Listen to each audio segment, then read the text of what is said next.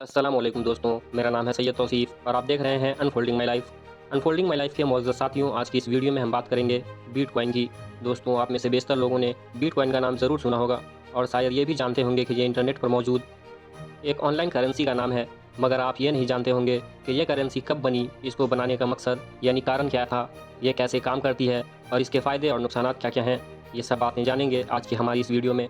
दोस्तों, बिटकॉइन नाम की करेंसी को आज से 13 साल पहले यानी 3 जनवरी 2009 को सतोश नाकामोटो नामी सॉफ्टवेयर डेवलपर और एंटरप्रेन्योर ने इन्वेंट किया और इसे बनाने का मकसद एक ऐसी ऑनलाइन करेंसी बनाना था जो किसी बैंकिंग सिस्टम के कंट्रोल में ना आती हो और इसी एक जगह से दूसरी जगह कम से कम ट्रांजैक्शन फीस में भेजा जा सके। दोस्तों, बिटकॉइन एक ऑनलाइन क्रिप्टो करेंसी है। मतलब ये फिजिकली एग्जिस्ट नहीं करती, बल्कि सिर्फ इंटरनेट पर आपके ऑनलाइन बिटकॉइन वॉलेट में सेफ होती है और यहीं से आप किसी को भी ऑनलाइन बिटकॉइन भेज और खरीद सकते हैं। आपकी ये पूरी ट्रांजैक्शन सीक्रेट रहती है और बेचने और खरीदने वालों के अलावा किसी थर्ड पर्सन यानी तीसरे शख्स को कुछ पता नहीं रहता। दोस्तों, बिटकॉइन करेंसी की बनावट को समझने के लिए पहले हमें नॉर्मल करेंसी की बनावट को समझना होगा। एग्जाम्पल के लिए, जो भी पैसे अभी आपकी जेब में मौजूद हैं वो कोई भी करेंसी लाइक रुपया या डॉलर हो सकती है और ये फिजिकली एग्जिस्ट करती है। मतलब आप अपने हाथों से पकड़कर इन्हें इस्तेमाल कर सकते हैं। जैसे रिजर्व बैंक ऑफ इंडिया में रुपए करेंसी को कंट्रोल करता है और ये रुपया जब भी कहीं भेजा या मंगवाया जाता है तो इसका पूरा रिकॉर्ड बैंक के पास अवेलेबल होता है, जिसे मनी ट्रेल भी कहा जाता है। मगर बिटकॉइन के केस में ऐसा बिल्कुल भी नहीं है।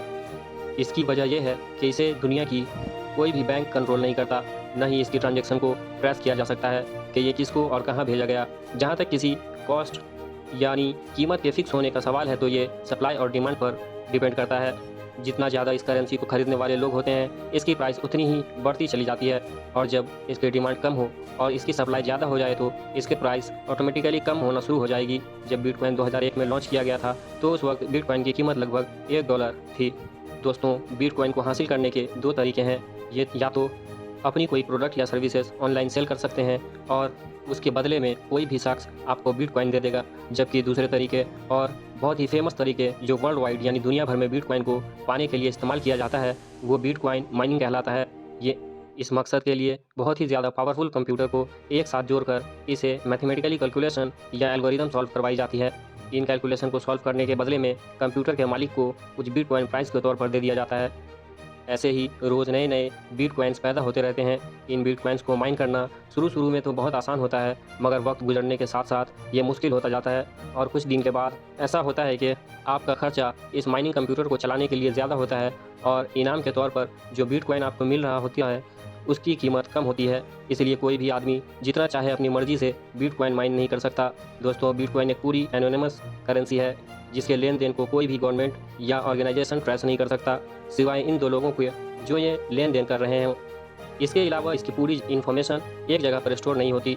इसे डिफरेंट डाटाबेस, जिन्हें ब्लॉकचेन भी कहा जाता है, इनमें मौजूद होती है। इसलिए कोई भी आदमी सर्वर को हैक करके या डाउन करके बिटकॉइंस को का डाटा नहीं चुरा सकता।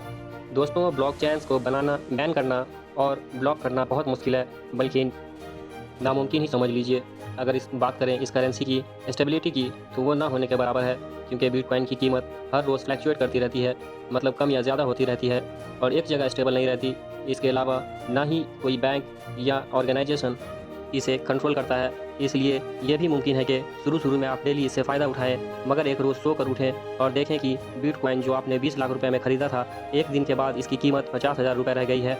दोस्तों, ये करेंसी हर बैंकिंग सिस्टम के अगेंस्ट काम करती है और कानूनी नियमों को भी पूरा नहीं करती। इसलिए इसे दुनिया के डिफरेंट कंट्रीज़ यानी मुल्क में बैन कर दिया गया है और इसके लेन देन को कानूनी जुर्म माना जाता है। जुलाई 2013 में इसे सबसे पहले थाईलैंड में बैन किया गया, मगर बाद में इसे थोड़ी नरमी कर दी गई, जबकि चाइना में पूरी तरीके से बैन कर दी गई। इसके अलावा इसे अमेरिका में भी बैन कर दिया गया था।